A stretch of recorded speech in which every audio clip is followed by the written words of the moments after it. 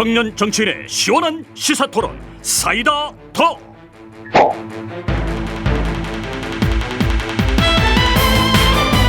꼬리에 꼬리를 무는 정치권 이슈들을 여야 청년 정치인들과 풀어보는 사이다 톡 시간입니다. 오늘도 네 분과 함께하겠습니다. 먼저 보수 패널입니다.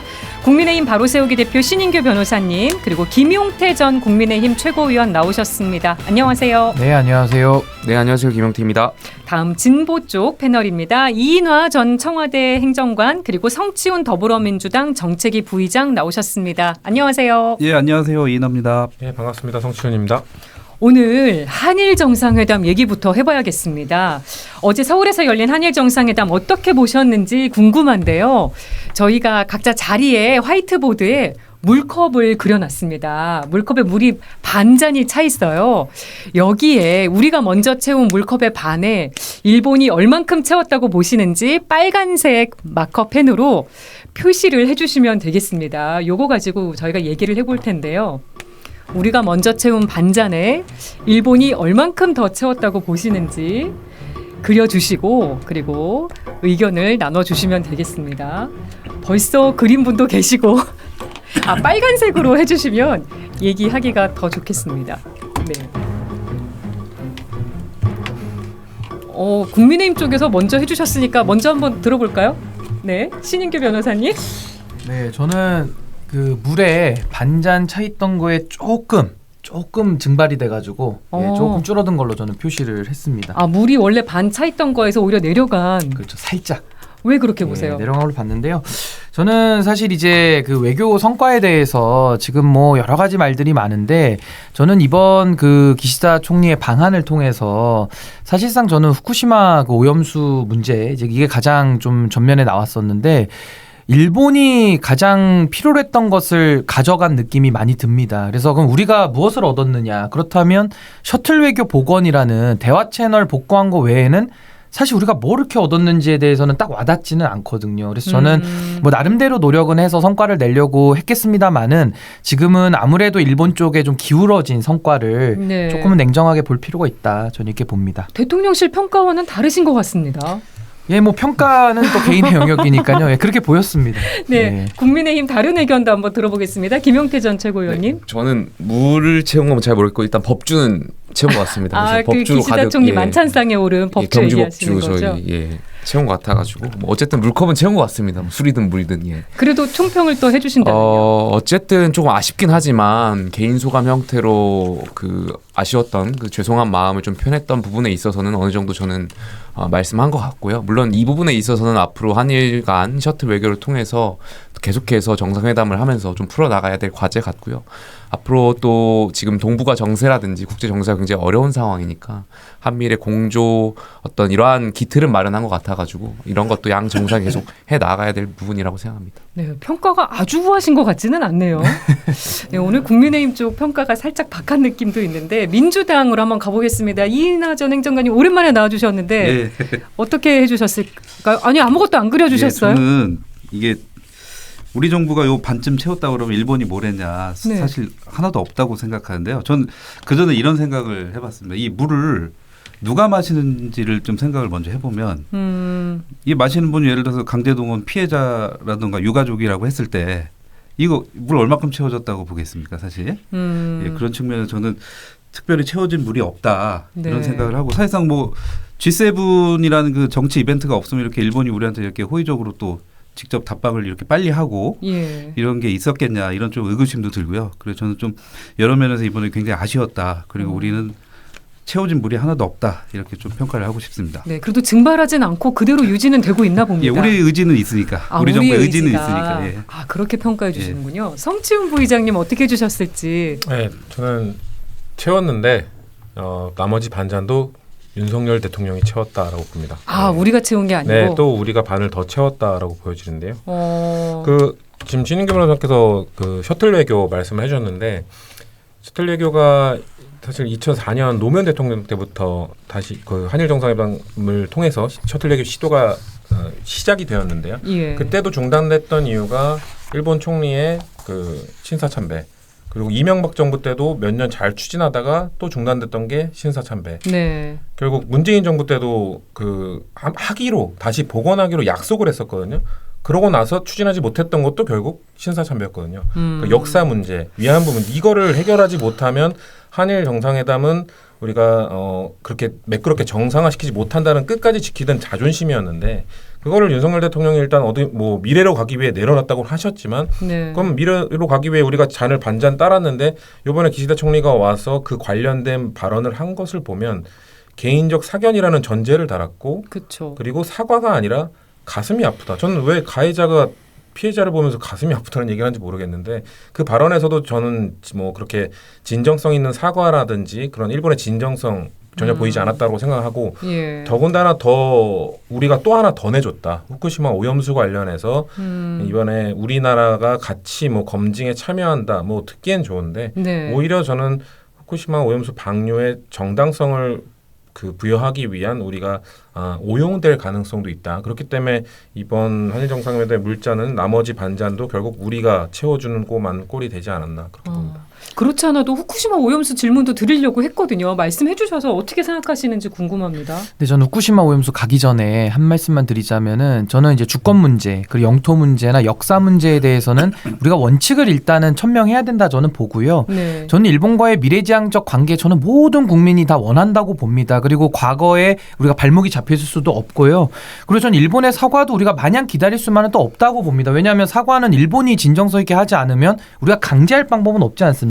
네. 그렇다면 우리 정부에다가 요구하는 건 뭐냐면은 대한민국의 국격과 이런 아까 주권과 영토와 역사에 관한 문제에 관해서는 대한민국이 분명한 원칙을 세우면서 일본과의 미래지향적 관계를 동시에 맺을 수 있거든요. 근데 지금은 앞단은 다 빼지고 그냥 이렇게 끌려가는 식으로 일본에게 일방향적으로 네. 가다 보니까 지금 문제인 것이고 저는 이제 오염수 문제만 관련해서 말씀드리자면은 우리가 결국 이제 시찰단 보내가지고 이제 옆에서 이제 좀 관찰 정도 하겠다 지금 이 정도로 보이거든요. 뭐 검증단도 아니고 뭔가 이렇게 합의해서 만든 팀도 아니기 때문에 사실은 이렇게 되면은 일본이 이제 곧 방류를 한다는 이제 그런 취지인데 국민들의 보건과 그 건강에 관련된 문제 아닙니까? 근데 여기에 대해서 일본이 나름대로 시간 테이블을 가지고 지금 빌드업을 하는 과정 속에 우리가 사실은 좀 들러리 쓰는 거 아니냐라는 그런 의구심이 따라붙는단 말이죠. 그래서 저는 좀 원칙 있는 외교를 해주시기를 뭐 지금 늦었지만 그래도 지금이라 좀 부탁을 드리는 그런 심정입니다. 이 시찰단의 권한이 어느 정도까지인지가 지금 확실히 나와 있지가 않아서 사실 더 감론을박이 많은 것 같은데요.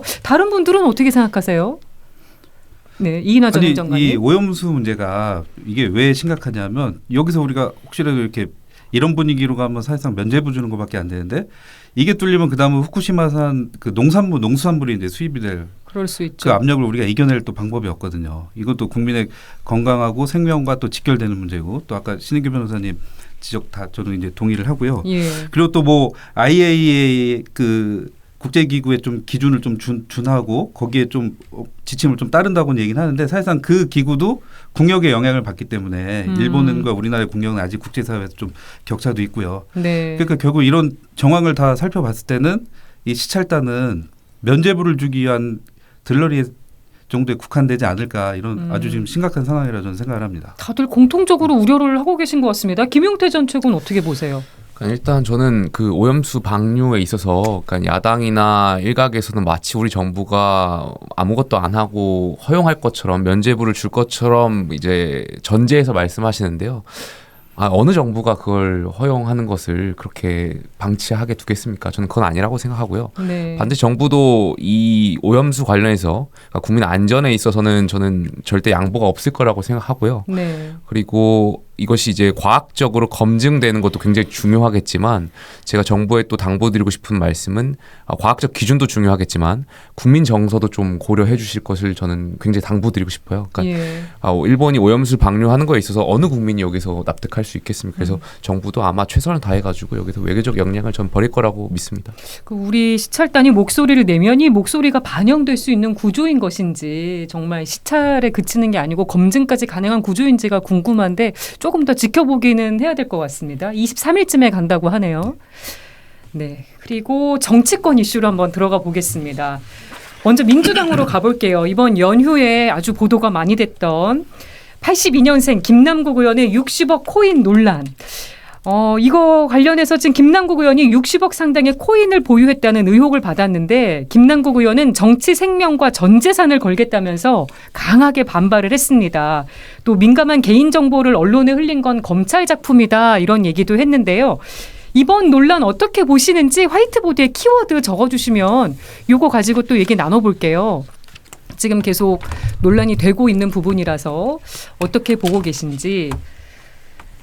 이제 코인 거래소에서 이상 거래로 발견이 돼서 신고가 됐고, 그래서 이제 뭐 거래 시점을 둘러싼 의혹도 있고요.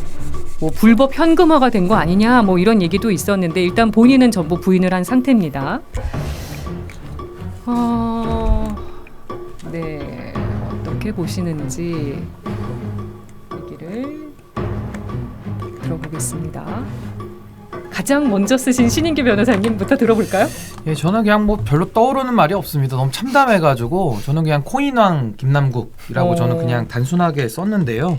이게 사실 그 곽상도 의원 아들의 그 50억 퇴직금 수령 관련해서 국민들이 공분했거든요. 물론 그 절차나 더 커요. 그렇죠. 그 절차나 이런 것도 문제지만은 사실 이게 잘 불로소득 아닙니까? 예. 근데 저는 김남국 의원이 뭐 이 의혹이 처음 제기되니까 뭐 이준석 대표 물타기 들어가고 뭐 여러 가지 본인의 정당한 논리가 있었는데 전 다 그거 국민들께서 관심이 없다고 보고요.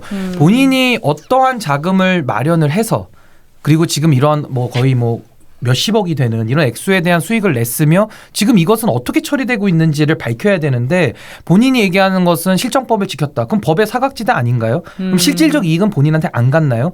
그러니까 이런 부분에 대해서 국민들은 답답한 겁니다. 그래서 네. 저는 일단 정치인으로서 본인이 어떠한 재산을 형성해서 어떻게 지금 돈을 만들어 가고 있는지를 예. 이 부분에 대해서는 저는 명확하게 밝혀야 된다. 근데 그게 또 없이 계속 그 해명이 좀 부실하다 보니까 국민들의 그런 감정들 이제 그게 가라앉지 않는 것 같고요. 또 하나는 국회의원이 국정을 논하느라 정신이 없어야 될 판국에 그 가상코인 가상화폐 그 매일 쳐다보고 있었다라는 게 말이 됩니까? 그러니까 국정감사 때 이모라는 그 정말 그 부끄러운 그 청문회 때 모습을 보이지 않았습니까? 이제 와서 해석이 되는 거예요. 왜 그렇게 국감이 부실했는지에 대해서. 그래서 저는 코인왕 김남국이다. 저에게 정리하고 싶습니다. 네. 다음 얘기해 주실 분이요. 네, 민주당 얘기 한번 들어볼까요?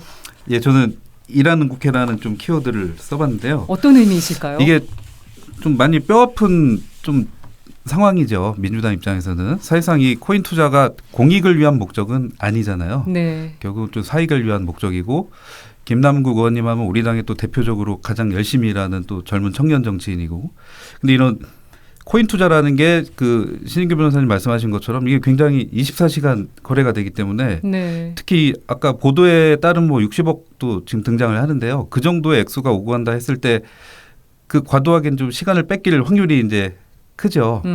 그래서 일하는 국회 지금 이게 시대가 많이 변했는데 이런 청년 정치인으로서 이런 좀 이 투자에 좀 많이 이렇게 시간을 할애했다는 그 자체로도 약간의 좀 뼈아픈 지점이 아닌가 저는 네. 이렇게 생각을 합니다.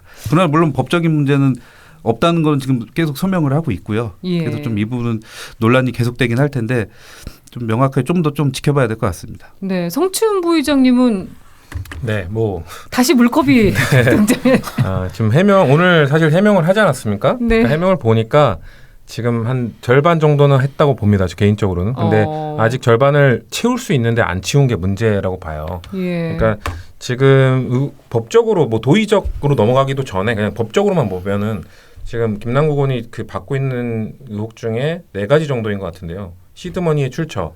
두 번째는 그 자금이 대선 자금으로 갔는가? 네. 그리고 세 번째는 위믹스 그 코인 투자하는 데 있어서 불법적인 정보를 취득했는가? 네. 그리고 마지막이 과세유예 법안에 대한 이익 충돌 문제. 네. 오늘 해명을 하면서 첫 번째 문제는 해결됐습니다. 시드머니 주식에서 뺀 돈으로 했다라는 걸 일단 말했으니 전 그 정도는 충분히 해명이 됐다고 보고요.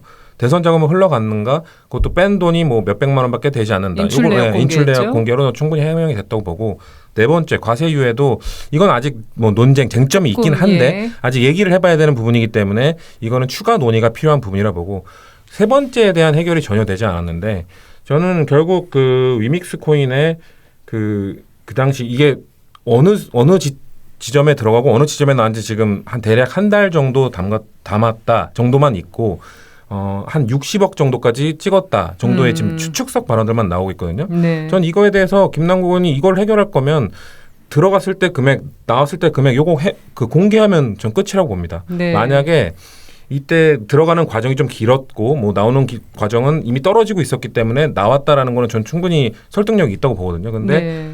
한 달 만에 다 들어갔다가 한 달 만에 다 나온 거였다면은 이거는 그 수십억 원의 돈을 한 번에 다 한 코인을 조금이라도 해본 분들은 알 텐데 이렇게 한 코인에 수십억을 단 며칠도 아니고 딱 그 기간 동안 딱 태우고 나온다는 거는 웬만한 심장 아니고선 할 수는 없는 행위거든요. 그래서 네. 그런 부분들에 대한 해명을 명확히 지금 할 수 있는 상황인데 안 했잖아요. 저는 이걸 안 하는 이유는 하나라고 봅니다. 사실 여기서 상당히 많은 이득을 받거나 아니면 네. 코인 이 거래 위믹스 코인 거래 이외에 다른 거래에서 상당한 이득을 본 것 같아요. 그래서 그거에 대한 도의적 비난이 있을 수 있기 때문에 전 법적 문제는 안 되겠죠. 뭐 예. 위믹스의 불법 거래 정보 의혹은 사실 증거가 지금 제시된 건 없고 예. 의혹들만 있기 때문에 그건 없지만 전체 코인 거래 의혹을 전 밝힌다면 김남국 의원이 그래서 난 오케이 이 정도 벌었습니다. 네. 이 정도 벌었지만 그래서 오늘 지금 남은 금액에 대해서도 오늘 발표하지 않았습니까? 지금은 이 정도 됐지만 여러분들이 좀 의심하고 뭐 그런 것들을 해소하기 위해서 내가 밝히는데 이 정도까지 갔었습니다. 이렇게 다 밝히는 게 필요하다고 보는데 그래야 세 번째 의혹까지도 좀 말끔하게 털 수 있다고 보는데 이걸 안 하는 이유는 그걸 밝힐 경우 요거는 털 수 있지만 도의적 책임이 계속 따라올 것이기 때문에 네. 국회의원이 이걸 하는 게 맞느냐 에 대한 문제로 이어질 것이기 때문에 안 하고 있는 거라서 이 문제는 저는 해결하기 본인이 결자 해지할 때까지는 절대 풀리지 않을 것 같다라고 봅니다. 민주당이 자체 조사도 좀 하는 것 같습니다만. 근데 이 자체 조사가 뭐 얼마만큼 이루어질지 모르겠고 저는 솔직히 민주당 내에서 이걸 책임을 갖고 조사를 하시는 분들 중에 이 코인의 이 생태에 대해서 아니면 거래 흐름에 대해서 좀 파악하고 계신 분이 과연 얼마나 있을까라는 좀 의구심도 있고요. 이건 결국 본인이 왜냐하면 코인 거래라는 거는 저도 사실 그 청와대 들어갈 때 코인 거래 내역을 다 일일이 제출을 해야 되는데 예. 코인 거래 내역은 금융 거래 내역처럼 딱 정리되어서 나와 있지가 않아요. 본인이 정리를 해야 돼요. 너 금융 정보 제공 동의해라고 해서 뭔가 그렇게 제공 동의를 하면은 누구든지 볼 수 있고 조사하는 기관 볼 수 이런 게 아니에요. 코인은 아직까지 그런 체계가 갖춰져 있지 않기 때문에 예. 본인이 소명을 해야 되고 본인이 정리해서 발표를 해야 되는 거기 때문에 김남국 의원이 본인이 정말 이거를 할 각오가 없으면 할 수 없는 사안이라고 봅니다. 그렇군요. 김용태 전 최고위원님은 이번 김남국 의원 논란 어떻게 보세요? 그러니까 일단 성시훈 부의장께서 이제 법적인 부분을 많이 말씀하셨으니까 예. 도의적인 부분 말씀하고 싶은데 일단 법적인 부분에서 한 가지 더 짚고 싶은 것이 그러니까 좀 상식적으로 좀 납득이 안 되는 것이 그러니까 그 9억 원이라는 것을 이제 코인에 투자한 거잖아요. 네. 근데 그때 이제 알고 보면은 김남국 의원의 재산의 상당수를 거의 차지하는 게 9억인데 투자를 한 거예요. 그 9억을 한 번에 이른바 몰빵을 한다? 그러니까 이것은 상식적으로 투자하는데 뭔가 내부적 정보를 이용한 거 아닌가에 대한 국민들이 봤을 때 합리적인 추측이 있을 수 있거든요. 그러니까 재산 신고했던 거에 거의 너무 많은 부분을 예, 투자한 예. 거에 대한 의문. 예, 그래서 이 부분에 대해서는 아무래도 좀 앞으로 수사라든지 아니면 좀 본인이 더 해명해야 될 것 같고요. 저는 도의적인 부분을 좀 말씀드리고 싶은데 네. 결국에는 내로남불인 거죠. 그러니까 민주당이 과거에 저희 그 김건희 여사 캄보디아 갔을 때만 하더라도 그 빈곤 포르노라든지 뭐 말도 안 되는 거 가지고 공격했잖아요. 빈곤을 가지고 뭐 했다라는 식으로 치부하면서. 근데 결과적으로 민주당 지금 들어가는 의원들의 행태를 보면 위선이었던 거잖아요. 김남국 의원도 어떤 그런 굉장히 어려운 네. 그런 코스프레를 해왔으면서 알고 봤더니 실질적으로는 일반 청년들과는 동떨어진 굉장히 많은 코인을 투자하고 하는 정도. 뭐이 정도만 봤더라도 저는 국회의원으로서 도의적으로 굉장히 비판받을 행위라고 생각되고요. 이 부분에 있어서는 좀 본인이 아마 사과해야 될 것 같은데 근데 저는 일각에서 지금 국민이라면 정치권이 진짜 너무 싫을 것 같아. 짜증나고. 지금 너무 파문이 끝이 없어요. 여당은 여당대로 최고위원 설화에 네. 계속 나오고 야당은 야당대로 계속 김남국은 이게 도대체 국민 삶하고 뭔 연관이 되는 건지. 네. 그러니까 정치권이 정말 정신 못 차렸다. 저는 저도 국민이지만 정치권 밖에서 본다면 네. 아 정말 올해 선거가 없어서 그런 건지 잘 모르겠는데 정말 짜증날 것 같습니다. 저 요거 한 말씀만 드릴게요. 제가 같은 변호사로서 제가 세기수 미칩니다. 로스쿨 김남국 의원이 일기고 제가 사기인데요. 지금 법조 시장이 상당히 지금 어려워졌거든요. 그래서 지금 김남국 의원처럼 뭐 예를 들면 상속이나 증여를 받은 게 아니라고 한다면은 저렇게 9억 원 이상을 애초에 마련하는 것 자체가 불가능합니다. 그래서 저는 제가 오늘 페이스북에도 올렸는데요. 변호사들은 본인이 수행한 사건에 대한 건수를 변호에 보고합니다. 네. 그러니까 그 건수라도 좀 공개했으면 좋겠어요. 몇 건을 했길래 저런 만큼의 돈을 본인이 마련할 수 있었는지가 저는 일단 궁금하고요. 또 하나는 김남국 의원이 그 인간 김남국이라는 영상 본인 그 유튜브에 올려놓은 걸 보면은 예. 월 100만 원이 간절했던 변호사라면서 그 영상에 너무 감동적으로 진짜 뭐 소위 말해 짠내 마케팅이라고 하거든요. 서민 예, 짠내 나게끔 해가지고 사람들로 하여금 동정심을 유발시키는 그런 마케팅을 해놨어요. 그래서 저는 도대체 저 유튜브에 나오는 저 인간 김남국이 진짜 김남국 의원인지 아니면 코인을 해가지고 60억을 불리는 정말 투자왕 내지는 거의 뭐 코인의 귀재 아닙니까? 이게 김남국 의원인지에 대한 저는 정체성이 두 개가 양립이 불가능하기 때문에 예. 저 둘 중에 하나는 김남국 의원님이 국민 앞에 밝히셔야 된다. 저는 이렇게 봅니다. 지금 딱 1분 정도 라디오 방송 시간이 남았는데요. 내가 김남국이라면 이렇게 하겠다. 한마디씩 돌아가시면서 해주시고 유튜브 후토크로 넘어가면 좋을 것 같습니다. 어떻게 얘기해 주시겠습니까? 누구부터 얘기해 주실까요? 저는 국민들의 뭐 여러 가지 감정을 건든 부분에 대해서 저는 명명백백하게 해명하고 저는 사과해야 될 필요가 있다라고 봅니다. 그리고 네. 오늘 홍준표 시장님은 뭐 전 재산 환원하라 그랬는데 뭐 환원까지는 제 얘기 안 하겠습니다만은 사실 그대로 좀 얘기할 필요는 있다 이렇게 봅니다. 다른 분은요? 저도 김남국 의원이 그 해명을 하면서 이제 이 소설 같은 얘기라고 했는데 저는 김남국 의원께서 이 소설의 주인공이 되지 않았으면 좋겠습니다. 그래서 검찰에 대응하는 게 아니라 지금은 이 국민적 분노가 좀 있잖아요, 사실. 예. 그래서 국민을 보고 국민에 대응을 해야지. 자꾸 이제 시각을 검찰 쪽으로 보고 이런 좀 대응 방식을 좀 한번 재고해야 되지 않을까 이런 생각을 합니다. 네, 10초씩 남았습니다. 드릴게요. 저는 신인규 변호사 말씀하신 대로 김남국 의원이 짠내 코스프레가 본 모습인지 아니면 코인 투자하는 것이 본 모습인지 밝혀야 된다고 생각합니다. 성 부의장님. 코인 거래 내역 100% 공개하고 국민의 심판을 받으라는 말씀드리고 싶습니다. 심판까지 나왔습니다. 네, 김혜영의 뉴스공감 사이다톡 오늘 뜨겁네요. 오늘 여기서 마무리하고요. 네, 김혜영의 뉴스공감 사이다톡 유튜브 후토크로 조금 더 이어가 보겠습니다. 이번에는 국민의힘 지금 윤리위원회가 열리고 있는 것과 관련해서 최고위원들의 징계가 어떻게 이루어질 것인지 얘기를 해보려고 합니다. 오늘 오후 4시에 윤리위원회가 시작이 됐습니다. 김재원 최고위원, 태영호 최고위원 징계안이 상정이 됐는데요. 근데 아무래도 녹취록 파문 또 후원금 쪼개기 의혹 등이 불거졌던 이 태영호 최고위원 징계에 조금 더 관심이 쏠리는 것 같기도 합니다. 오늘 징계 수위 어떻게 예상하시는지 아직까지는 결과가 나오지 않고 있는데요.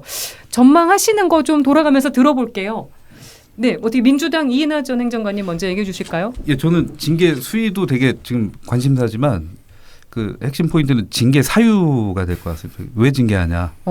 징계를 뭐 예를 들어서 당원권 정지 6개월이다, 1년이다 이렇게 뭐 중징계를 한다 치면 사유가 나올 거 아닙니까? 네. 그러면 이제 우리가 지금 여러 의혹이 있지 않습니까? 대통령실에 이제 뭐 개인 문제라든지 예. 계속 의혹으로 불거지는 이 문제들이 좀 명확해지는 예, 그런 또 계기가 되지 않을까 싶고요. 그리고 실질적으로 국민의힘이 뭐 이 위기를 좀 타개하려면 사실 당원권 6개월에서 1년 정도 정지 이렇게 중징계로 가지 않을까. 예. 내년 또 총선까지 또 1년 이내로 남았지 않습니까? 그래서 그런 거 감안했을 때 이렇게 좀 정리를 하고 가지 않을까 이런 생각을 조심스럽게 예측을 해봅니다. 수위만큼이나 사유를 또 주목해서 예, 보신다는 저는 사유가 말씀. 핵심이라고 봅니다. 왜 그럼 징계 사유 명시를 해야 되지 않습니까? 우리? 예. 예.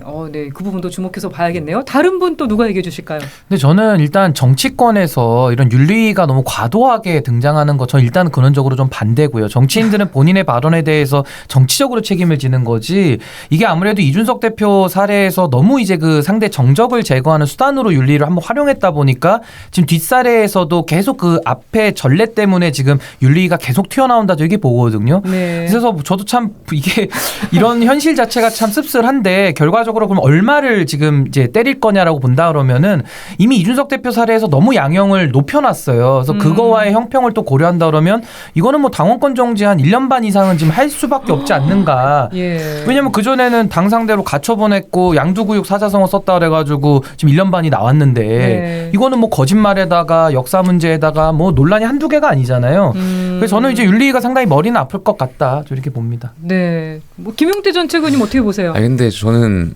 신인규 변호사 말씀하신 대로 아니 우리 국민들이 너무 국민의힘의 윤리위에 굉장히 거의 모든 걸 다 알고 계신 것 같아가지고 네.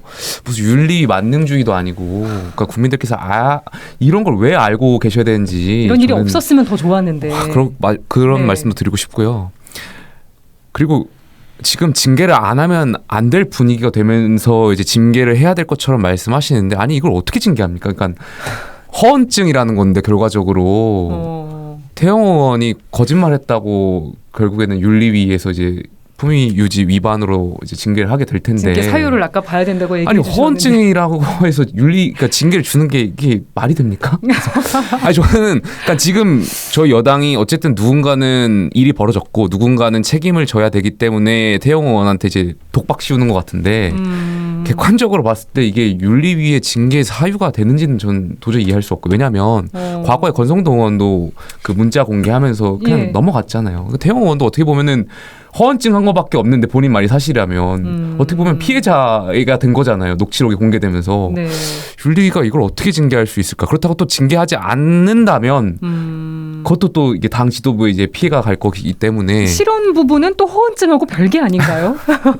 그러니까 윤리위원들이 네. 그러니까 말도 안 되는 저는 지금 계속해서 이렇게 쌓아오고 오고 있다 보니까 지금 윤리위원들 굉장히 극한 직업이다 이런 말씀 좀 드리고 싶습니다. 그리고 또 하나는 징계를 했다가 나중에 태영 의원이 양심 고백 같은 걸 하는 경우가 또 있을 수 있어요. 그 가능성까지. 예, 그러니까 그랬을 때는 완전히 윤리까지 다 동시에 날아가는 거거든요. 그래서 이게 참 징계를 해도 문제, 안 해도 문제. 뭐 약간 이런 굉장히 지금 난처한 상황에 있는 건 사실입니다. 네. 지금 징계위에서 요구하고 있는 게 세 가지잖아요. 그러니까 제주 4.3 사건 관련 발언, 이건 역사인식이 네. 잘못된 거고, 그리고 JMS 발언, 이건 국회의원의 품격을 떨어뜨리는 발언이었고, 세 번째가 그 지금 녹취록 문제, 네. 공천개입 문제. 저는 사유를 봐야 된다는 거에 동의를 하는 게 저는 세 번째 문제에 대해서는 크게 문제 삼지 않을 가능성이 높고 앞에 두 개를 갖고 징계를 내리지 않을까. 왜냐하면 세 번째 문제가 지금 용산 대통령실의 개입 여부가 달려있기 때문에 네. 이거에 대해서 굳이 왜냐하면 말씀하신 대로 혹시 그거에 대해서 사유를 했다가는 나중에 태영 의원이 그거에 대해서 양심 고백으로 해버리면 안 되니까 네. 그거를 빼놓고 앞에 두 가지에 대해서 징계를 내리지 않을까라는 개인적 생각을 갖고 있고 저는 징계 수위가 높을 거라고 봅니다. 왜냐하면 태영 의원을 징계를 높게 한다고 해서 얻을 것만 많아요. 잃을 건 하나도 없어요. 얻을 건 많죠. 왜냐하면 아까 말씀하신 이준석 전 대표에 대한 징계에 대한 정당성도 부여할 수 있고요. 우리 당 의원에 대해서는 아무리 국회의원, 아무리 최고위원일지라도 이런 국회의원의 품격을 떨어뜨리는 발언을 했을 경우엔 우리는 이렇게 강하게 징계를 짚고 했다라는 넘어간다. 그렇죠. 윤리적 그 정당성도 높일 수 있고요. 네. 또 강남이라는 공천만 하면 그 당선이 될 수 있는 사실상 뭐 강남 구민들에게 죄송하지만 사실상 그렇게 좀 지역구도가 형성돼 있는 곳에서 자리가 하나 나게 된다면 또 자신들이 원하는 한 명을 공천할 수 있기 때문에 그 대신에 잃을 건 없거든요. 태영 의원이 그 뭐 지금 국민의힘 지지율이나 윤석열 정부의 지지율에 뭐 막강한 영향력을 행사하고 있는 것도 아니고 그렇기 때문에 그 혹시나 하는 그 위험성 태영 의원이 그 돌출 행동을 할 수 있기 때문에 세 번째 대한 그 녹취록에 대한 게 아닌 앞에 두 가지에 대해서는 얻을 것만 많기 때문에 강하게 징계하지 않을까 그렇게 보고 있습니다. 아까 신인규 변호사님이 얘기하신 양심 고백 가능성은 어떻게 보세요? 그래서 그거를 잘 안 건드릴 거라고 보고 그 최대한 그거는 그냥 징계할 정도의 사안은 아니다라고 결론을 내려버리면 태영 의원도 애매해지는 거죠. 앞에 발언 두 가지는 본인도 사과했을 정도로 좀 본인이 잘못했다고 인정을 하는 부분이기 때문에 그거에 대해서 징계가 내려왔는데 갑자기 세 번째 부분에 대해서 자신을 징계하지도 않았는데 갑자기 양심 고백을 해버리면 본인도 좀 우스운 꼴이 되지 않겠습니까? 그렇기 네. 때문에 저는 징계 사유가 좀 중요하게 볼 만한 부분이 아닐까 보고 있습니다. 그러니까 네. 청취자분들께서 재밌게 보셔야 될 부분은 민주당, 그러니까 야당은 윤리심판원이 작동을 안 해요. 네. 뭐 최강욱 의원이라든지 벌써 이게 몇 년 됐는데 예. 여기에 대해서 윤리심판 아무래도 이재명 대표하고 연관될까봐 이제 윤리심판원이 같은 잣대를 들이대면 민주당도 이제 당대표 징계 가능성이 있기 때문에 윤리심판원을 쉬쉬하고 있는 것 같고요. 여당은 윤리위원회가 너무 잘 작동해요. 그러니까 역대 보면은 다 윤리위로 이제 어떤 정파나 이런 것을 징계하고 해서 이제 정치적으로 이제 생명을 끊으려고 하는 그런 것들이 좀 보이는 것 같아가지고 예. 여야 분위기가 굉장히 다르다. 아니 저는 그래서 그 오늘 그 국민의힘 윤리위원회죠. 저희 윤리위원회. 네. 윤리위원회 그 아까도 말씀드렸지만 그 징계 사유에 계속 주목을 해야 된다는 게 그럼 과연 이게 실언 정도 갖다가 집권 여당의 최고위원을 중징계를 할 수 있을 거냐. 이게 뭐 예를 들어 당원권 정지 1년이면 내년 총선 출마도 불가능할 텐데요. 예, 그렇죠. 그래서 저는 지금 좀 전에 그 말씀하셨지만 징계 사유 어떻게 나오냐. 이게 딜레마인데요. 징계 사유에 또 단순 실언이다. 그럼 중징계를 할 수가 없잖아요. 근데 지금 이 돌아가는 판을 보면 완전히 이게 당과 대통령실을 다 뒤집어 놓은 상태고 네. 완전 중진객감이거든요. 여기 엄청난 딜레마가 있어요. 이게 지금 설레가 있어서 전 행정관께서 네. 저희 국민의힘 윤리위를 잘 모르시는 것 같은데 저희 네. 국민의힘 윤리위는 상상 초월입니다. 그러니까 국민들이 그 무엇을 상상하고 그 무엇을 예측하든지 그렇습니까? 말씀을 조심하셔야 될 것 같아요. 아니 그러니까 뭐 아니 그게 뭐 긍정적인 네. 발언도 아니고 부정적인 발언도 아니고 네. 그러니까 저희 윤리위는 굉장히 그 서프라이즈한 그 결과물들 많이 내놓기 때문에 어떻게 될지 모릅니다. 아니 근데 저는 그냥 상식선에서 말씀드리면요. 김순례 전 최고위원이 있습니다. 그분도 선출직이었는데 5.18 그때 관련. 5.18 망언했을 때 당원권 정지 3개월 맞았어요. 그러니까 그거에 비하면 이것도 3개월 하는 게 맞죠, 사실은. 예. 그리고 이제 JMS 건 같은 경우는 본인이 실수라고는 하지 않습니까? 그걸 몇 초 만에 내렸는데 솔직히 그건 캡처를 해가지고 돌아다닌 거니까 이건 뭐 태영 의원한테 그렇게 징계까지 할 사안은 아니거든요. 그렇다면 네. 뒤에 2번, 3번을 뺀다 그러면 사실 1번의 그 실언 부분인데 예. 그거 사실 김순례 의원의 전례에 비추면 또 징계 양형에 있어서는 또 세 달이 맞는데 말씀하신 대로 이미 이 녹취록 파문 때문에 너무 이게 지금 일이 커져버려가지고 지금 태영 의원은 제가 봤을 때는 최소 1년 이상은 해야 이게 지금 국민들이 넘어갈 것 같아요. 그러니까 윤리위가 지금 머리가 굉장히 깨질 지경이다. 저는 이렇게 봅니다. 근데 이 녹취록 파문과 관련해서 대통령실의 공천 개입 논란에 힘을 실어준 게 뜻밖에도 국민의힘 안철수 의원입니다. 저희가 안철수 의원 음성 준비했는데요. 들어보고 갈게요. 사실 뭐 그런 일이 있어서는 안 되죠. 그리고 이것 자체가 헌법 위반 아니겠습니까? 예. 실제로도 그 전에 박근혜 대통령께서 이것 때문에 대법원 실형 판결을 받았습니다. 그렇죠. 예. 그래서 이 일은 있어서는 안 되고요. 뭐 남한테 이야기할 게 아니고 예. 본인께서 아무 일도 하지 않으시면 아무 일도 안 생길 텐데 참 우려스럽습니다. 이게 안 의원이 예전에 들었던 말을 약간 되갚아주는 느낌도 살짝 드는데 어쩐지 이진복 정무수석이 태영호 최고위원한테 공천을 언급한 걸 전제한 발언으로 들리기에요. 어떻게 보셨는지 코멘트 해주시면 좋겠습니다. 궁금하네요. 뭐 그렇게 들릴 수밖에 없는 게 이번 허언이라는 대응이 나왔을 때 그리고 녹취록이 터졌을 때 국민들이 이 녹취록에 대해서 뭐 그렇게 이상하게 생각하지 않고 오히려 허언이라는 발언에 대해서 궁색하다고 생각했던 이유가 뭐겠습니까? 계속해서 용산 대통령실이 지금 임기 내내 그 당무 개입을 하고 있는 그 증거들이 계속해서 나왔고 특히 전당대회에서 너무 많이 나오지 않았습니까? 그거에 그 어떻게 보면 당하셨던 분이 안철수 의원이기 때문에 저런 좀 발언을 하신 것 같고요. 네. 그래서 저는 이번 그 용산 대통령실이 의혹을 받는 건 뭐 자업자득이다. 본인들이 쌓아온 본인들이 불신을 쌓아왔기 때문에 당무 개입을 어떻게 보면 그리고 되게 당당하게 해왔기 때문에 본인들은 당무 개입을 하면서도 이거는 당무 개입이 아니다라는 모순적인 태도를 보이면서 계속 해왔기 때문에 이번 태영호 의원의 녹취록이 나왔을 때 국민들이 받아들이기에 충분히 있을 법한 일이네라고 받아들였기 때문에 문제가 더 커지는 게 아닐까 저는 그렇게 보고 있습니다. 다른 분들은 어떻게 보세요? 근데 저는 태영호 의원이 지금 거짓말쟁이라고 본인 스스로 자백이 있기 때문에 우리가 지금 넘어가고 있지만은 이게 또 역설적으로 본인이 거짓말쟁이라고 한다면 이분은 국회의원 자격이 없어지거든요. 그러니까 그게 또 이상하게 됩니다. 모순이 되죠. 근데 이제 또 우리가 당시 상황을 좀 복귀해 보면 의원 보좌진들하고 내밀한 관계에서 본인이 얘기를 하고 있어요. 그렇다면 우리가 사적 대화할 때 거짓말 안 하거든요. 네. 오히려 비밀 얘기를 하죠. 오히려 없던 얘기를 진실을 더 말할 가능성이 더 높단 말입니다. 그래서 예. 저는 이진복 정무수석은 지금 부인하고 있고 태영호 의원도 본인이 지금 독박 쓰기로 결심을 해서 이제 거짓말쟁이로 이제 끝은 났는데 그렇다고 한다고 해서 공천 개입이 없다라는 거는 또 아니거든요. 그래서 저는 뭐 이게 언젠간 진실이 뭐 밝혀지겠습니다만은 저는 지금 뭐 안철수 의원 지금 요 발언 얘기하다 여기까지 왔지만은 네. 안철수 의원에 대해서 얘기하자면은 조금 이거 없어 보여요. 이 얘기 나올 때 이진복 수석이 그 얘기를 할 당시에 받아치고 했었으면 본인이 아마 결선 투표 갔을 거거든요. 그땐 가만히 있었어요. 그때는 진짜 가만히 있었다가 이제 와가지고 뒤끝 있게 이렇게 얘기하는 것은 이거 뭐 태용호 의원 도와주는 것도 아니고 뭐 잘 이런 말씀 왜 하시는지 잘 모르겠습니다. 저는. 김용태 전 최고 그러니까 어떻게 지금 보세요? 여야가 배팅 정치가 좀 문화가 된 것 같아요. 김남국 의원도 뭐 모든 걸 다 걸겠다 그러고 일단 태영 의원도 이진복 정무수석이 이런 발언하지 않았다는 거에 이제 모든 걸 걸겠다고 하신 거 아니겠습니까? 네.